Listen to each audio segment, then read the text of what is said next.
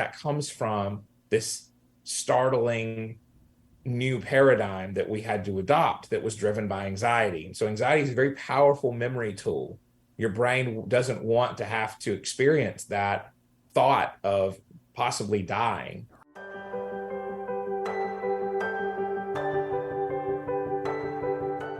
Hey, everybody, and welcome back to the Wednesdays with Watson podcast. I am so excited to bring to you a series of podcasts, 2 of them during the month of May, with my friend Jeremy Fox. Jeremy comes to us as a trauma-informed counselor whose modality is EMDR. He has been on the podcast before, but he is a trauma specialist with a heart to help people. So, Jeremy, welcome to the Wednesdays with Watson podcast. Thanks, Amy. It's really good to be here. We always have great conversations, and I'm sure we're going to have an awesome one today that'll benefit all your amazing listeners. Well, thank you. And I apologize because I forgot to hit record. You had given me this beautiful answer to one of the first questions I'm getting ready to ask you, but you're going to give it to us again. But Jeremy, this is May of 2023, 3 years since I started the podcast. I started the podcast after the pandemic started. And so as I began to think about, I knew I wanted you on for May to talk to my listeners about Mental Health Awareness Month because you're so knowledgeable, particularly because your specialty is trauma, and my listeners are a bunch of people who have been through a lot of trauma.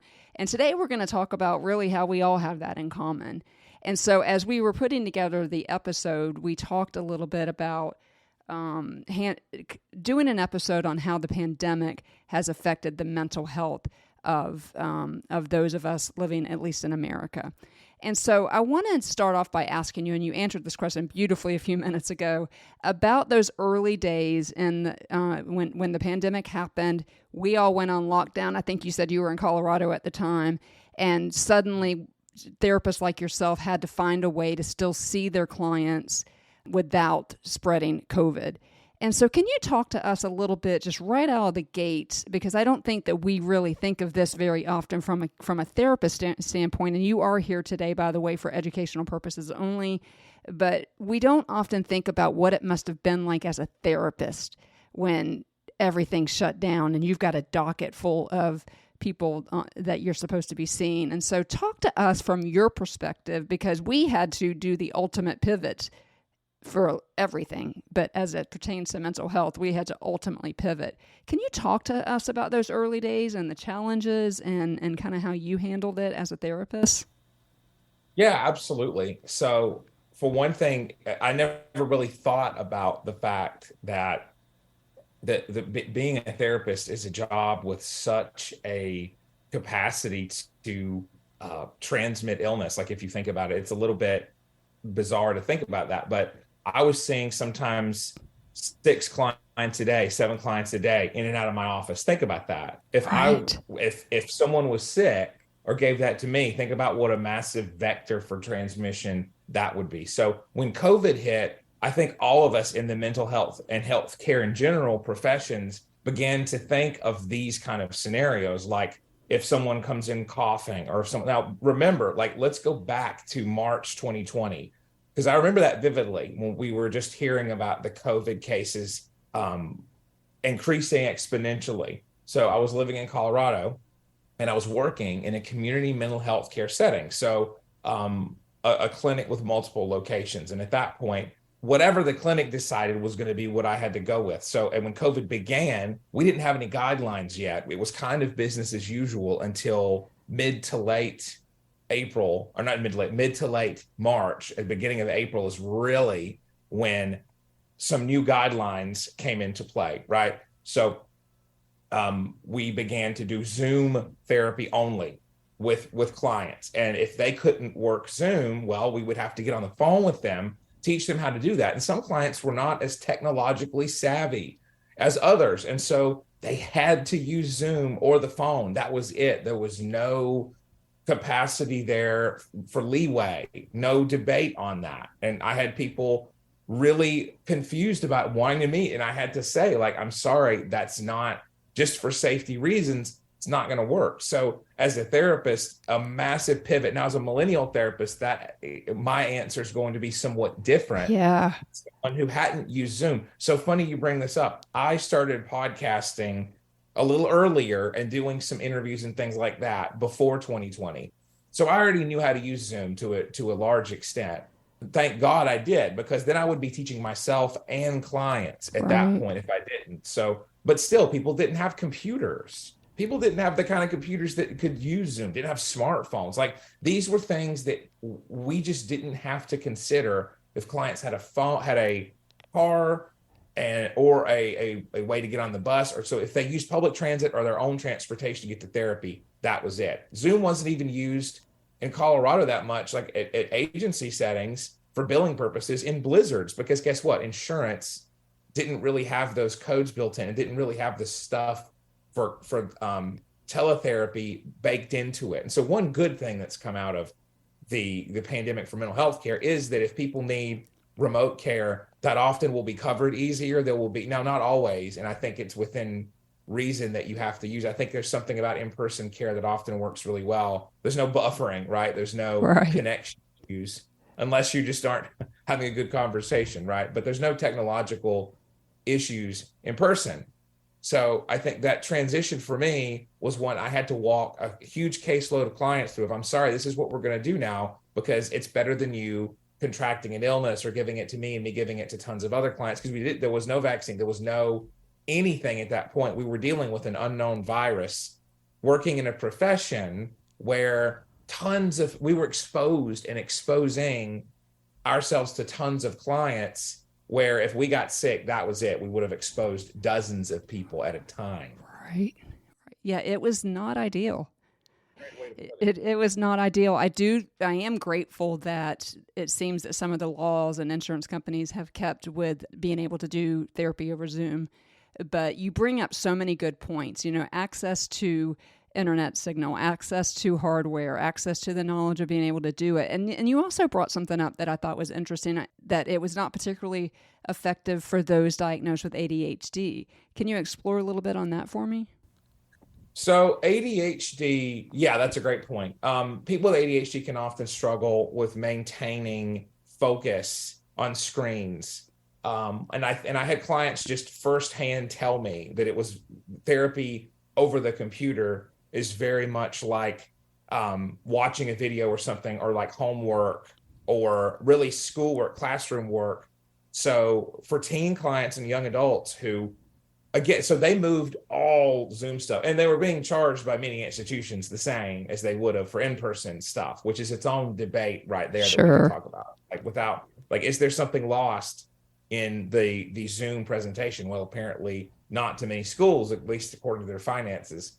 So I would say with ADHD clients, there's a generalization effect of the stimulus of Zoom, like what we're using now, or any online modality where it was screen based, to the kind of stuff they were doing with classroom at work, with lectures from Yeah. teachers. And it felt the same to them. Again, just according to several clients I know of who had ADHD. And I completely understood that, because if you put a video on in the background to do homework like I used to do, or like it's difficult to not equate Zoom therapy with that. Like obviously you're someone speaking to you, and that's very different than a Yeah. static video that just talks at you.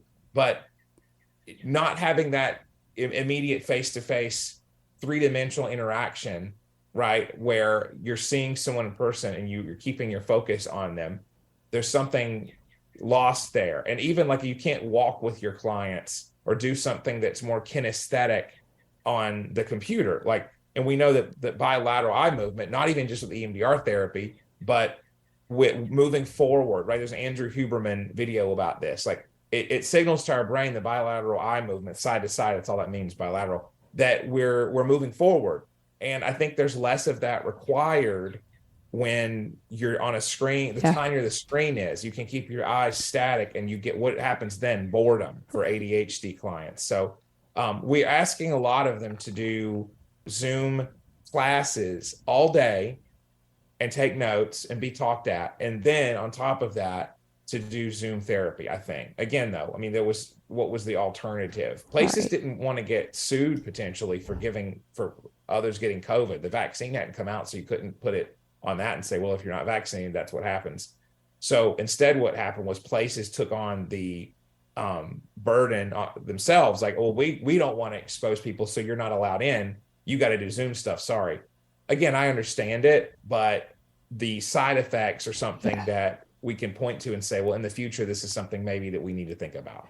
Yeah, and there's so much to unpack there, particularly because your specialty is trauma specialty and your preferred modality, and an effective one, and one that I've used, and one that I did not get to use during those early months of COVID was EMDR. I mean, my counselor tried all kinds of different things to help me bilaterally stimulate, whether it was patting on my legs while he was talking to me.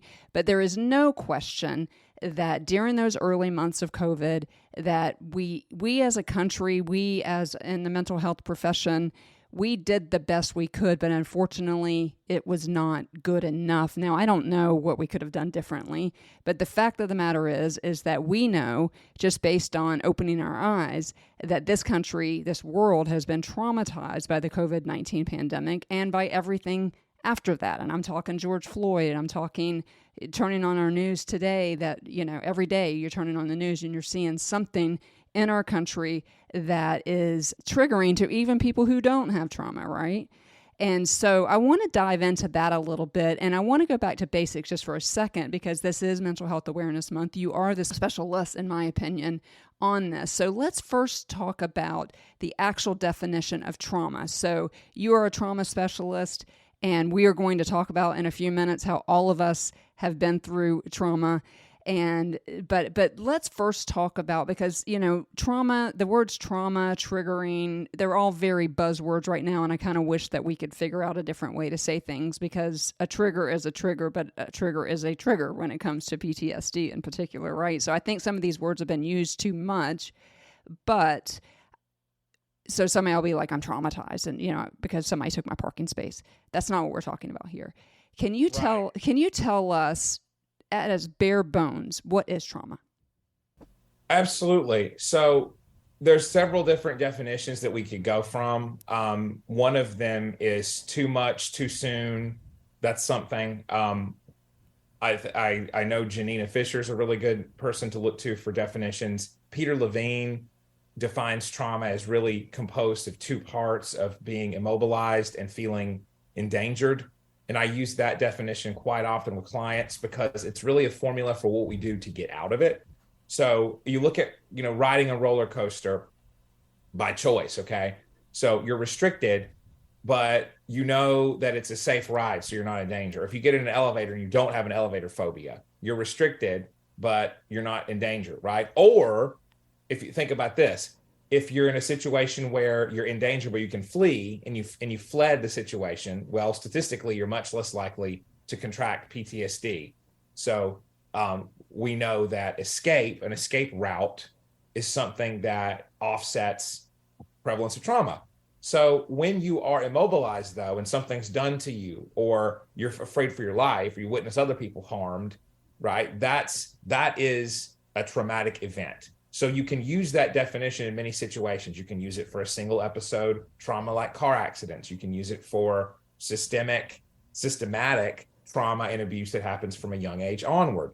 So what that does is it lets us fit in people's experiences and look at what elements there consisted of that. And usually the way out is through now bringing the brain from bringing those memory networks from the past into the present and saying, okay, so look around, you're in the present now. As you're thinking about that traumatic memory through EMDR therapy, what are you noticing now in the present?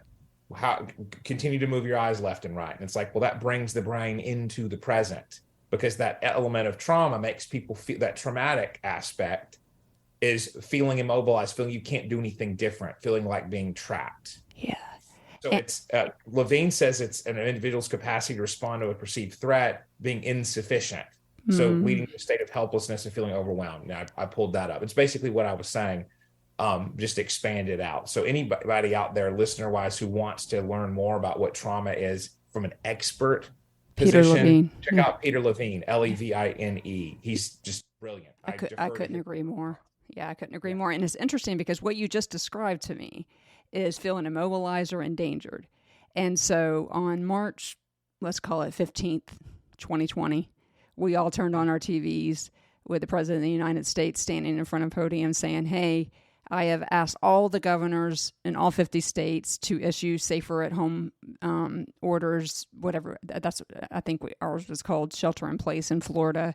But that single decision both immobilized us, and we're turning on the TV. And I don't know about you, this is probably not healthy on my part, but at 5:30, 6 o'clock every night, I would turn on and listen to the White House press conference about how they were ordering respirators and bringing ships into New York and all the things.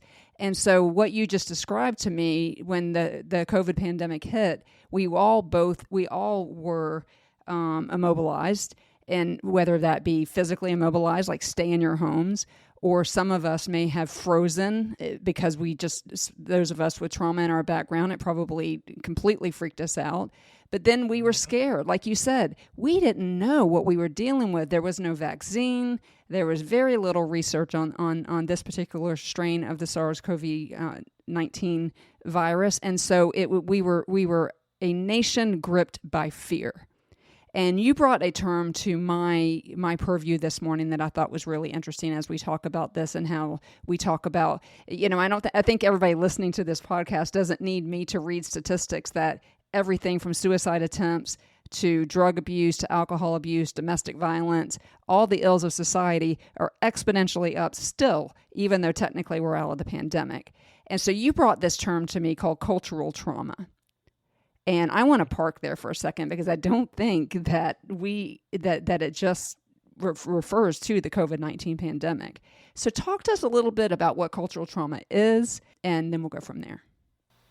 Yeah, absolutely. So Jeffrey C. Alexander defines that as a shared experience that leaves an indelible mark on the collective memory of a society, often leading to a reevaluation of the group's identity.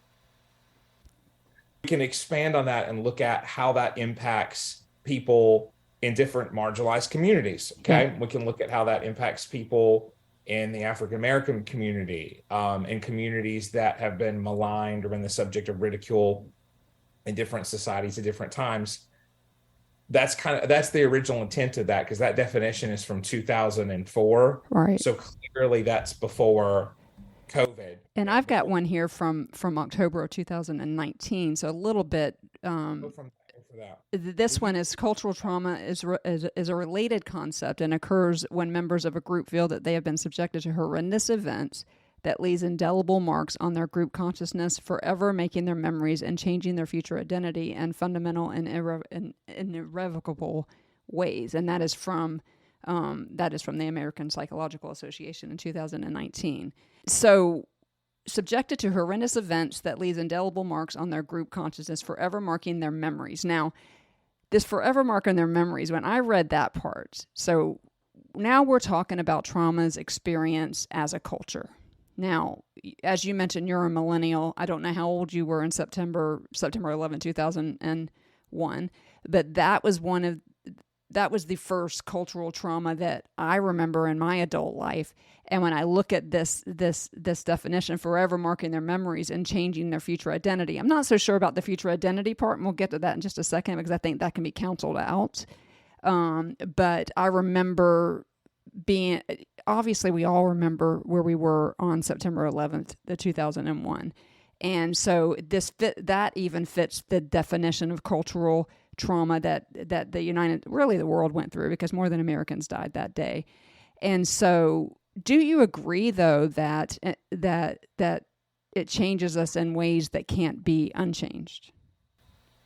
No, I think so. I think a lot of those definitions are going to be phrased with a hidden sort of prepositional phrase or clause that would say, unless other intervention is attempted, right? So I think yes, that would impact people permanently if there's no attempt at overcoming that. Like if the system stays closed, the status remains at the quo, right? Right. So that's how I would put that.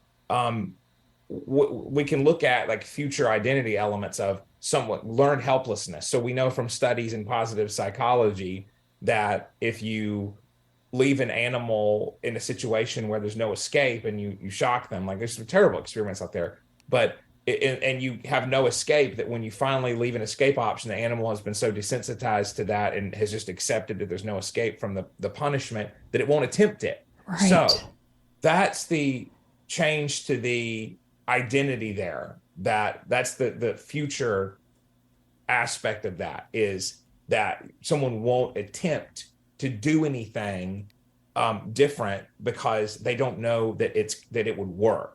And so when you intervene with that, with EMDR therapy or any other kind of really evidence-based trauma therapy, help the person's brain orient to the present, then they will view future options differently. I mean, I think for COVID, an example of it would be people who still are afraid to socialize, even when they've taken as many precautions as you can possibly take. So they probably need to get therapy for that. Right. Because there are, I mean, they probably need to, if people were already shy, they already had social anxiety, this provided, COVID really reinforced avoidance. Again, I'm not getting bombastic here saying people should push against that every day or that they should have interacted unsafely during the COVID pandemic. No. But what I am saying is that if people already didn't want to show their faces and they covered it up and that was a safety blanket or things like that, and it pivoted into a comfort zone that further and further isolated them, and they don't, and it actually, they wish they could interact more, but it made them more phobic to quarantine. Then post quarantine life, they're more phobic of just fearful of social interactions. Then that does require some intervention. If they don't need social interactions, have more of a schizoid personality loadout, which is the case with some people, then that's fine. Like everyone doesn't need the same amount of socialization. But the traumatic aspect of that is fearing other people as vectors of transmission. That's a tough thing. That's very, we need, most people need social engagement as a way to be present focused and to feel important. And so removing that and fearing other people is certainly a traumatic event that, if you don't intervene, meaning don't overcome and reprocess those traumatic memories or the fears, it will impact people's future trajectory for building friendships and for being safe in socializing, feeling safe, feeling appreciated. And I think one of the questions, and you may or may not have insight on this, but why? So we locked down, we social distanced. Many people lost their jobs. Many people lost family members or friends. I lost a friend. You almost at this point would be hard pressed to talk to someone who doesn't know someone that died from the pandemic. Yeah. It's just, yeah, and I kind of want to let that sit for a second. And so we are all walking around this planet right now, and I can't stress enough, Jeremey just said exactly what the purpose of this podcast. One of the C's on this podcast is counseling. And we, as a collective society who have endured a cultural trauma that we all have in common, in the COVID-19 pandemic, it affected us all differently, but it affected us all. And so, Jeremey, there are those out there who, like you said, may have already been a little introspective, may have already been, a little introverted, stayed at home, didn't had social anxiety, all the things. And so, obviously, the COVID-19 pandemic made this more difficult. But the thing that is really breaks my heart the most is the almost double-digit increases that we're seeing in suicide, for example. And when we use that definition of cultural trauma, it talks about your future identity. And so for those listening out there, mostly, who have not sought help, is that the reason why we're seeing an increase in suicide? Because people just simply, did they stop functioning psychologically? Did they can't find a way out? Why are we seeing an increase in suicide in particular? So this is a question that we could say probably is multi-determined. It's got many different factors. It's not just one, right? But they all cohere together to be more than the sum of their parts, probably to exponent. I'm throwing out a lot of scientific words here, so let me put it simply. There's many different reasons why we're seeing that. We were already seeing suicide rates for men in particular pretty alarmingly high before 2020. So I think there's been kind of a bottleneck effect where people that were already upset and experiencing clinical grade depression were hastened along and plummeted into a new level of depression by the COVID pandemic and the isolation therein.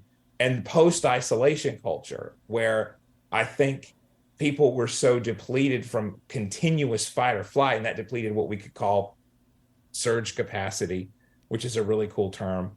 Um, that and we can talk about that. I mean, so Yeah, let's that's talk from about Ann that because we're trying Maston. to help people that are Yeah, current. Yeah, so talk about surge capacity. yeah. So that's from Ann Maston, and it's a term she used in this article called "Your Surge Capacity is Depleted. It's Why You Feel Awful." So that was an article released in 2020. So a surge capacity is a collection of adaptive systems, mental and physical, that humans draw on for short-term survival in acutely stressful situations, such as natural disasters, right? However, natural disasters are short period and pandemics are long. And so Right. I know that Amy Cuddy has talked about this before in speeches. She's written about this too. A lot of people jumped on and started to explain pandemic flux syndrome, which that's where Amy discussed. It builds on that idea of surge capacity. It says, okay, so people are dealing with an extended fight or flight, anxiety and depression response put together, right? So the anxiety is fight or flight. That's the sympathetic nervous system. It drives you to fight or flee. You can't really fight or flee a pandemic. So there's just this continued release of cortisol and then a collapse response of depressive affect. I say that because it might not be major depressive disorder. It might be just sadness, exhaustion, Right. collapse response, which is different because it's not, we don't have to get into all that, but people say, I feel depressed. Well, sadness is really a feeling. Depressed mood is a disorder. And that's Sure. a whole different podcast we could have. But so there's this up and down of, oh my gosh, I'm not safe. I got to protect myself. And then, wow, I'm exhausted from doing that. And then repeat, rinse and repeat. And we're not made for that. What does Fun that do fact. to our nervous systems? Right. It creates an overwhelming sense of anxiety and symptoms from that. We know stress has multiple impacts on the body and mind. It burns you out. It causes burnout, in other words, and it causes some sense of depression. And on that level of experiencing stress continually, you may have adrenal problems. You may have just a burnout impact that causes you not to care about anything in general, right? You've been through such extended anxiety that there's nothing there left to give physiologically in your body.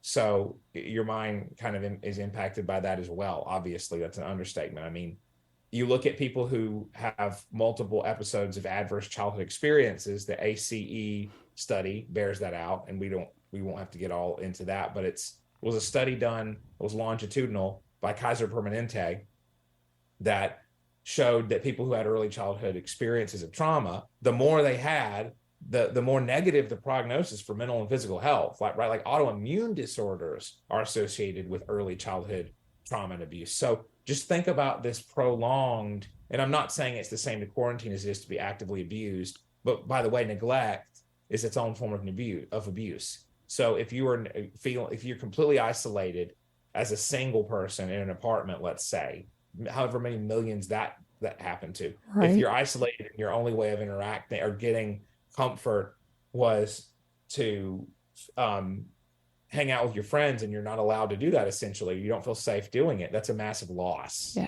Okay. So what we're dealing with is people are creatures of habit. So if you habituated and trained people to be alone, and you then say, okay, well, what you can do for dating is video dating on Zoom. What you can do is this, and you can kind of, I get it, but there was, I think, a hastening of we already had a culture of isolation that was mounting Yeah. due to online dating, commodification of relationships, swipe-based culture, disposability culture, I call it, Wow. and then it massively tightened. It went probably 5 years ahead of where we were going to be organically from 2020 to now. Right now, it's 3 years later, but I'm saying even from 2020 and 2021, we saw this massive move to people as faces on a screen that we were moving toward, but we were thrown into it. And the numbers of Gen Z depression and suicidal ideation, all of that stuff bear that out. Like they're a generation that was forced to be digital. Yeah. So they didn't, I mean, we talk about people using TikTok, we talk about how Gen Z's all plugged in. Well, why wouldn't they be? Look, Right. they were forced to put on graduation robes and caps and stand in front of Zoom. I mean, my gosh. Yeah. Doesn't that just break your heart just even like that, those words coming out of your mouth? And it's just, I mean, something as the rite of passage of a high school graduation these kids missed, and prom, and people had to move their wedding dates, and all of these things that just mount up to us. And so all of that, for us to on this podcast build a case for everybody who is listening, that no doubt have something left over from the pandemic that you need to pay attention to. And so what I wanted to ask you, Jeremey, is a couple questions, because I promised some of my listeners I would. And so let's talk about kids that were cognizant enough. So first, second grade in 2020. So I don't know what age that puts them.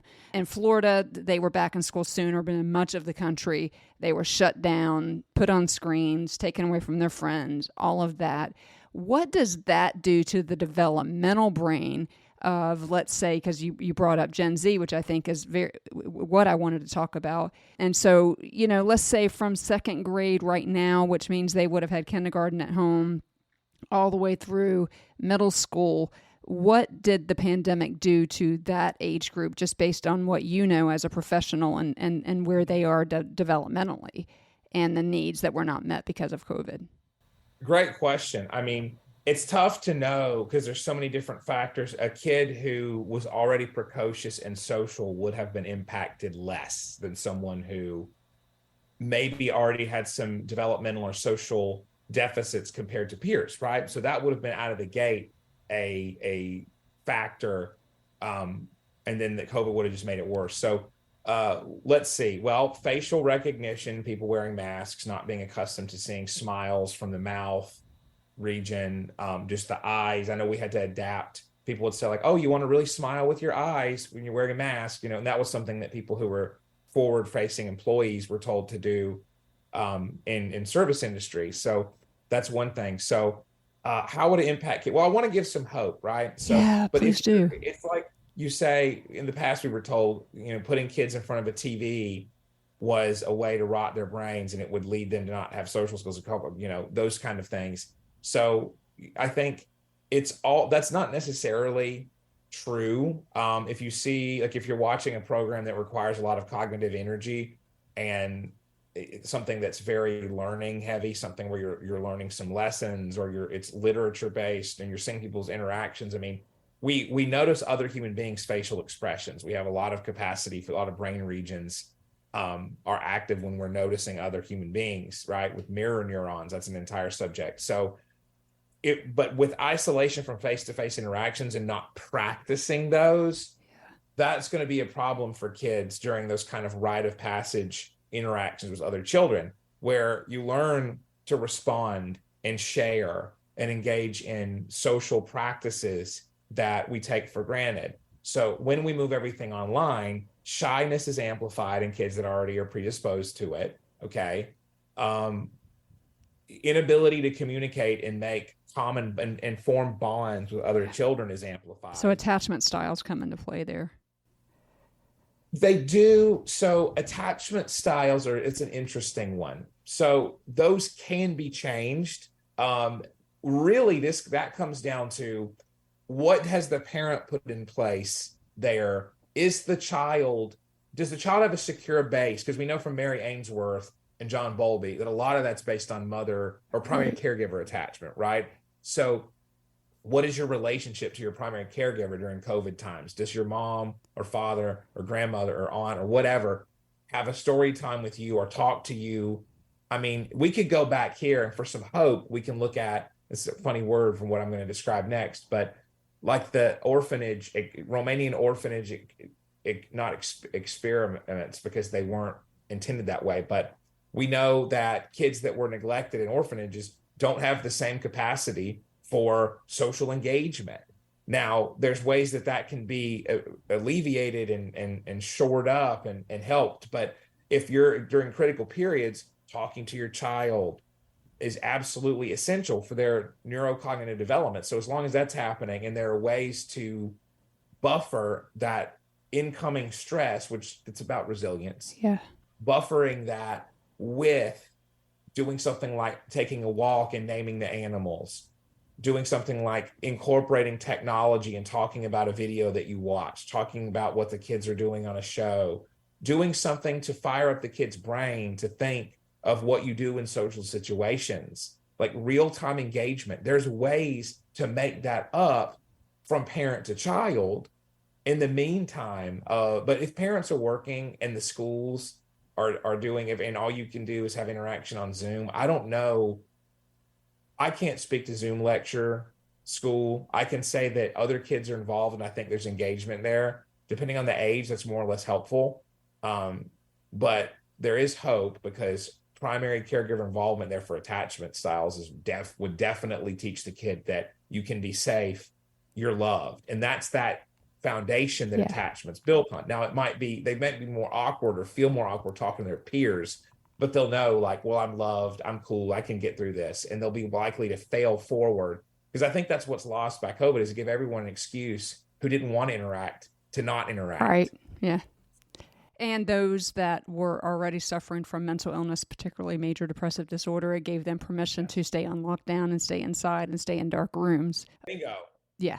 It just gave gave a big check mark, like green check mark here, that, this was developed just for you. And that's where I think we're seeing increase in suicide, among these major depressive disorders, because some of them stopped taking their medicines, and because they didn't go to the doctor. Because some people, and this is where I'd like to ask my next question, there were people and are people who were almost paralytically afraid of the COVID-19 virus. Like they were so afraid of it. And now we're kind of moving into adults. They were so afraid of it that their lives just kind of fell apart. And that's where we see in the literature where some of the downfalls or the effects on mental health were related to finances, for example, because people just couldn't, when it came time to go back to work, they were too afraid to go back to work. And so now we're talking about something as simple as Maslow's hierarchy of needs, like where people began not even being able to meet their basic needs as a result of this cultural trauma that we went through. And so I love back for just a second, I loved your answer on how to help kids, and that help comes in a counselor's office, and it comes in parents. And there is such hope in that, right? Because kids are resilient. Like one of my friend's kids just had a appendectomy yesterday morning and was home last night. Had that been you or me, they would still be, trying to get us to drink something so we can leave the hospital. And so I do want that to serve as hope to parents out there who are listening. There's great resiliency for kids who have lived through the early parts of COVID. It is your job, though, to get them help that they need, and also to help them meet those benchmarks that they miss, like conflict resolution on the playground, or missing these benchmarks, teaching them to properly grieve. Hey, yes, you missed your senior prom. Yes, you're a 2020 graduate, and everybody's always going to say, oh, you graduated in 2020. That must have sucked. But I do love that you gave us hope for that, for the adult, particularly for those who have either PTSD, have lived trauma, have high ACE scores like I do. I know the answer is still counseling, but what do you say to the person listening to this podcast right now who has not sought professional help, who is still suffering from the effects of the pandemic, whether it be financial, social distancing, they lost something, right? I think one thing that didn't get highlighted a lot during the pandemic is this loss that some people lost, like a wedding date that you dreamed, that you built for, you planned this building, this marriage, this wedding for 2 years, and all of a sudden people tell you can't go anymore. And so it's those little insidious things that as adults, I know my listeners are out there going, this is still bothering me. Or when I go to the grocery store, I still grab an extra thing of toilet paper. And so how can you help us have post-pandemic growth? I know we have to go to counseling. That has been clear, particularly a trauma-informed counselor. But do you have any practical advice for those of us who are living post-pandemic, who are just trying to figure out how to use your word, and I love this word, be resilient, and say that did not irrevocably, this collective cultural trauma did not change my identity. How can we work towards pre-2020 and the ways that there's some things that need to be left there, and there's some things we need to go back and pick up? How can Yeah, adults right. walk through this now? Mhm. Well, it's a great question, and there's quite a few different answers there. And I'm going to shock you. I think it comes across sometimes as disingenuous or as a money grab when therapists in particular promote the therapy profession constantly. Right. Um, there's people who have good reason to not want therapy if they had bad counseling before. So I get that. Um, and all therapy is not created equally. So someone who is just insight based as a therapist and wants to just talk every week, just ask you about the crisis of the week, you're not going to get anywhere that way. If you're feeling like that's hollow and it's not going anywhere, you're probably right. What does go somewhere is addressing whatever crisis of the week you're having, if that's what's happening, at a systemic root of desensitizing the trigger, the physical trigger to that, whatever anxiety or fear, even primal fear, whatever element there is triggering that. So if you can't do that in therapy, you're just not ready for it, or it's too financially exhausting right now, an idea, then working on resilience yourself is certainly possible. So a big element of it is going to be noticing what elicits physical reactions in you, what elicits anxiety, what causes anxiety, leaning into it, noticing it, developing a mindful attitude. So noticing without judging. Oh, I'm tightening up right now when I look at the toilet paper roll of the supermarket, to use your example, of noticing that you need to be prepared and have more, right? That comes from this startling new paradigm that we had to adopt that was driven by anxiety. So anxiety is a very powerful memory tool. Your brain doesn't want to have to experience that thought of possibly dying. Right. And so you'll probably do what you did before to avoid that, avoid the fear, avoid the possibility of it. So experiment with not doing it. Push yourself slowly outside your comfort zone. So those are two things already we're talking about. We're talking about being mindful, which really all that means is being present focused. If you have a fear about what could happen, bring yourself To the here and now. to the present and say, that might be, but is that just an echo of past anxiety?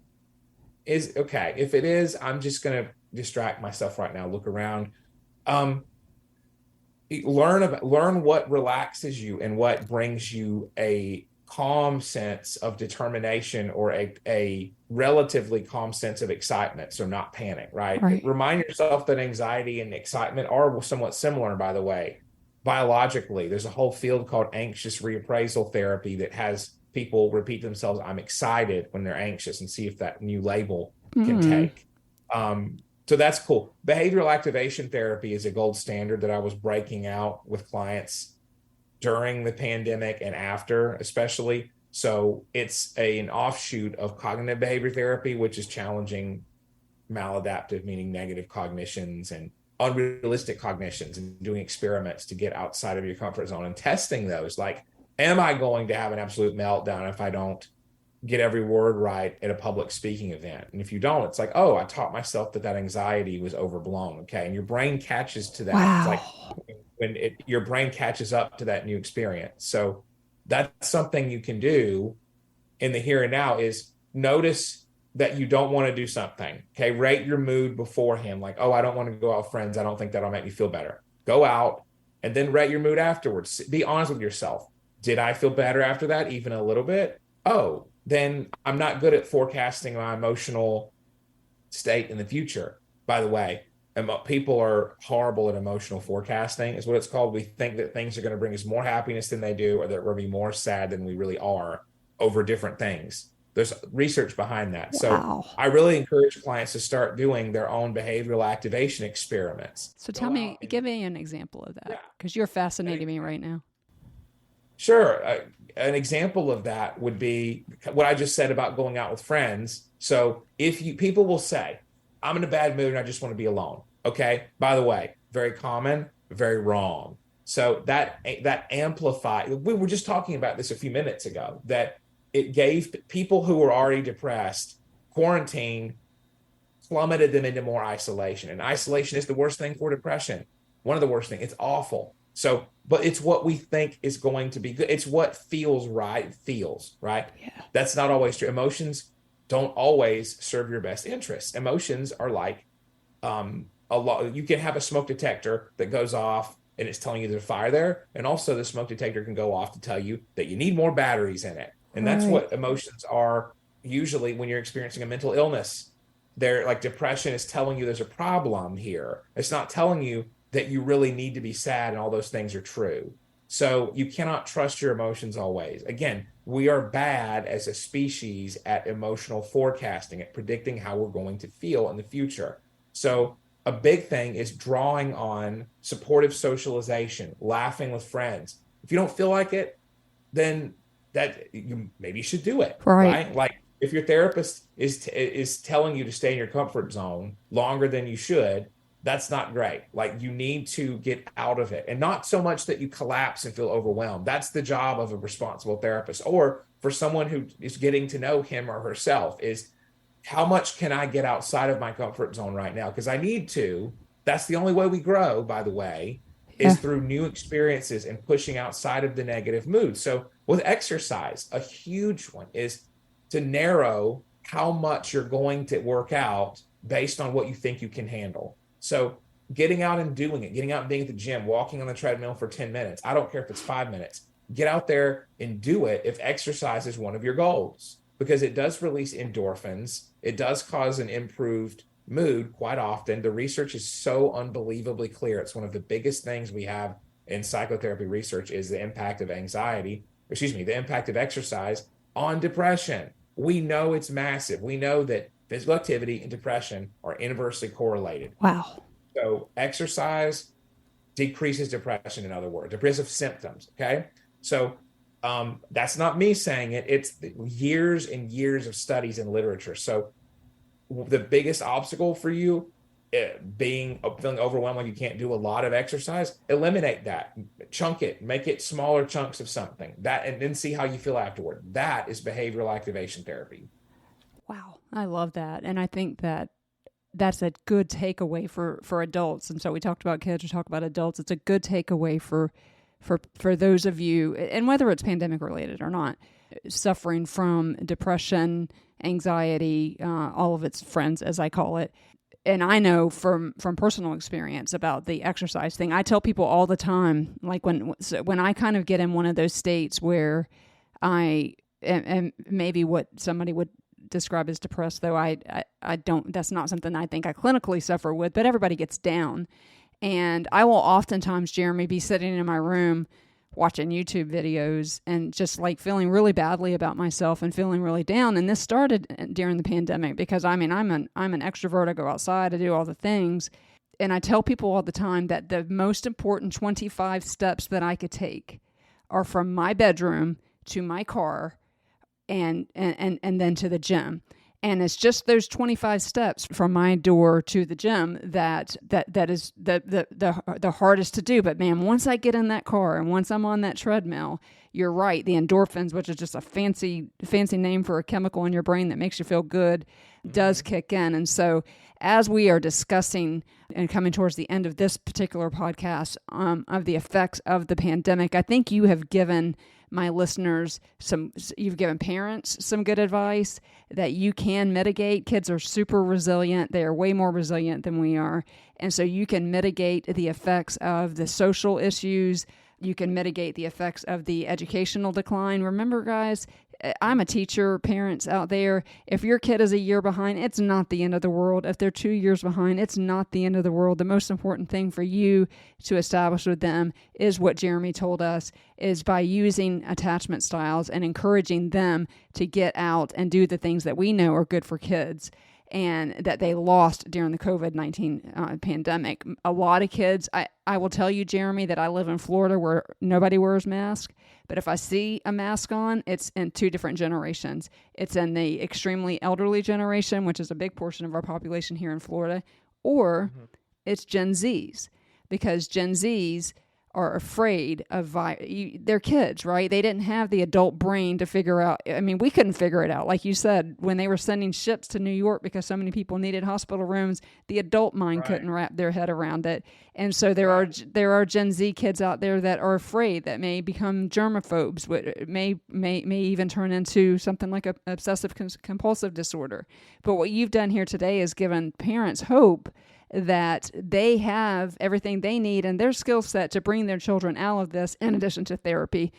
I think that we both know that therapy is always the answer. And I just want to close with this. Not everyone can afford to see a trauma-informed counselor. Some people listening to this podcast can only afford to do something in the biblical counseling lane, where they are licensed mental health professionals, but they don't particularly have some of the aces in their pockets, like EMDR, like cognitive behavior therapy, like behavioral activation therapy.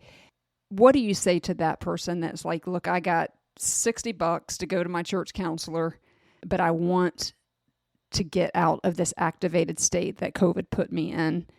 Are there some things that they could be doing at home? There's podcasts like this. You guys should follow Jeremey on Instagram. It's What Jeremey Fox Says. He's often on there dropping some gems. But there are people, Jeremey, out there that are listening to this and was like, that's great, Jeremey, but I can't afford to go to therapy. What do I do? And then we'll close the podcast with this question.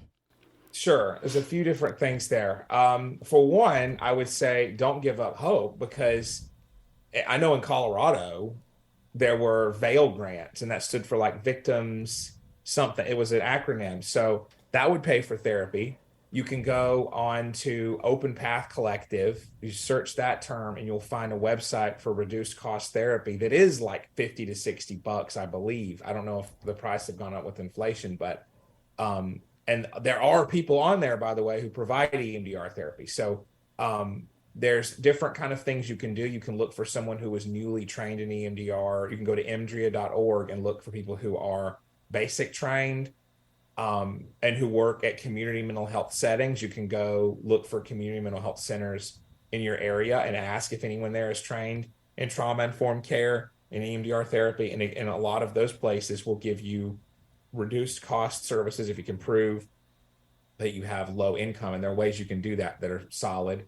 Or you give you indigent care. Like if you are reduced income enough, it won't cost anything. So there are ways to do that. It's just not going to be easy. What happened. Well, it might be easy. What I was going to say is it isn't going to be that venue of the private practice therapist that you hear about maybe at your church who's cash only. Like, no, they're not going. They may actually do some pro bono work as a way to give back. That's often a common thing done. But no, it's not going to be like private practice Joe Schmo, because they've probably moved out of working at one of those places, maybe, and don't in their trajectory where they don't want to do that. And no shame, but there's lots of people who want to give back. What would I say to the person who doesn't want to be activated anymore, who doesn't have the money for trauma therapy? Well, I would say work on your resilience and get some solid self-help books like What Happened to You by Oprah and Bruce Perry. Get The Body Keeps the Score, and be aware there's some trauma narratives in there, but learn more about yourself and what happens to your brain when you're activated. Get a solid self-help plan that involves something like behavioral activation interventions. Check out what kind of stuff you can get pointed to from trauma-informed books, like The Body Remembers is another book by Babette Rothschild, and it has different information in there about what happens from trauma triggers and anxiety. Check out breathwork books. We can attach one to this podcast that's really good. I want to make sure I have the name of it right, but so I'm just not. We'll attach that. But there's books out there now that teach how to do really mindful breath work that's relaxing. The Muse headband is amazing if you can drop like a one-time investment of under $300 for a headband that teaches you how to meditate and stay present. I mean, that's worth tons of therapy sessions in itself. Yeah. You can follow different meditations online if they're from actual yoga or full meditation instructors and not just some video that you don't know where it's from. I would suggest Right. breath work exercise is great. I mean, it depends on every person's case. There's Right. all kinds of examples of things you can do for yourself that are body focused, that help you to desensitize from safely, and that aren't as powerful as therapy, obviously, but teach you on your own. Well, they are actually. There's a lot that you can do self-therapy wise. I'm just being careful what I call it, because I'm not Right. prescribing. I'm not saying that it's something that's the same No, as this is therapy. in lieu of, yeah. And I think one of the main things to highlight here is the importance of desire to get well, right? Yeah, Because 100%. because the human condition, if we want to do something, we will figure out how to do it. And so it was always the vision of this podcast is to help people who can't afford counseling, both by content that we've created here today and by the awarding of scholarships to people who can't afford counseling. And so, guys, I love all of those things that Jeremy just gave you, books and all of the things, and I will go through and put all of those in the show links. But I'd also like to announce today, and Jeremy, I'm not sure if we've done this with you yet, but it is time for us to award one of those scholarships, and I usually do it in the name of people who contribute to either the podcast or to the field. And so we are awarding today the Jeremy Fox Scholarship. It is a scholarship for $225 for people who can't afford counseling. And so if you are interested in applying for that, just hit that Contact Amy link. And there are ways to do that depending on the therapist. They have gift cards, and there's ways for us to pay for a counseling session for somebody who needs it. And Jeremy, I would like to do that in your name today. Last year we gave out 8 of those scholarships, and so far this year we're up to 3. And so, well, Jeremy, thank you so much for being here with us today. I think that we've covered a lot. I hope that we've helped some of you out there who are sometimes sitting in your car wondering why you still feel super anxious, wondering why you don't want to go to that thing that you've gone to for 17 years in a row, wondering, those of you who are constantly worried about the financial woes of COVID, because some people are still heavily affected by the financial woes of COVID. For those of you who have lost people, I hope that we have provided some hope for you here today, and by way of counseling, by way of resources that are out there. And all of you know that this is a podcast that is based on the star of the story, who is Jesus, and who I believe has to be part of your answer. As we play ourselves out of the podcast, I would like for you to just think of those things. And Jeremy will be back in a couple weeks, and we won't be talking about this, but we will be talking about some buzzwords, like especially stuff that he is covering on his Instagram account, like what are intrusive thoughts, and so some things that you guys might hear thrown around all the time. Jeremy will be back in a couple weeks to tell us about, because this is Mental Health Awareness Month. And so until 2 weeks, when we come back with Jeremy for that episode, I hope that you guys have a great 2 weeks and that you have benefited from this. Please reach out to myself or reach out to Jeremy. Both of that contact information will be included in the show notes. Until then, you guys remember, you are seen, you are known, you are heard, you are loved, and you are valued.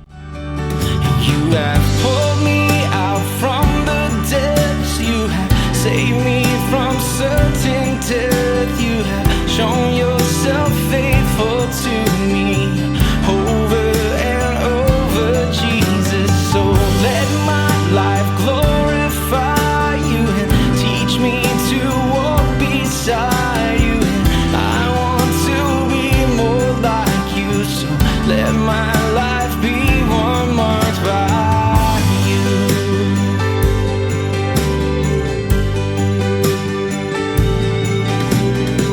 And when my hope is fading and when worries do assail me, I will remember how you never failed me. You have pulled me out from the depths. You have saved me from certain death. You have shown yourself faithful.